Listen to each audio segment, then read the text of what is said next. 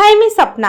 आज सकाळपासून थोडं आभाळ आलं होतं. असं वाटलं दिवसभर ऊन पडणार नाही, पण इतकं ऊन आलं कडाक्याने. 10च्या नंतर मी राशनमधून हे गहू आणले होते आणि ते अंगणामध्ये वाळू टाकले. त्याच्यानंतर मला थोडं बाहेर जायचं होतं. वाजले 11:30 आणि आम्ही चालली स्वयंपाकाचं काम बघायला, पोळ्याचं.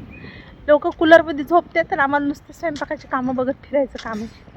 बऱ्याच दिवसापासून आम्ही कामाच्या शोधात असताना आम्हाला काम मिळत नव्हते आणि आता कामं मिळायला लागलेत. बघा इथे किती छान आंबे आलेले आहेत झाडांना.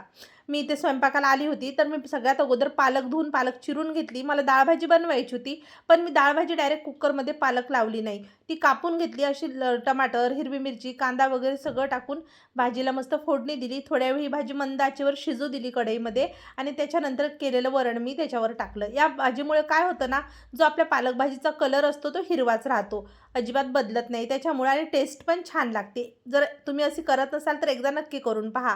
त्यानंतर मी संध्याकाळचे स्वयंपाक आटोपून घरी आली, आंघोळ वगैरे केली. सकाळी कपडे धुवून वाळू टाकले होते आणि दीदीची मेहंदी पा किती छान दिसते. रात्री आम्ही नूडल्स आणले होते त्यामुळे स्वयंपाकाला सुट्टी दिली. काकूंनी पुरणाची पोळी दिली होती, ती पण एक पुरणाची पोळी आम्ही खाऊन घेतली. अशा पद्धतीने आज आमचा संपूर्ण दिवस गेला.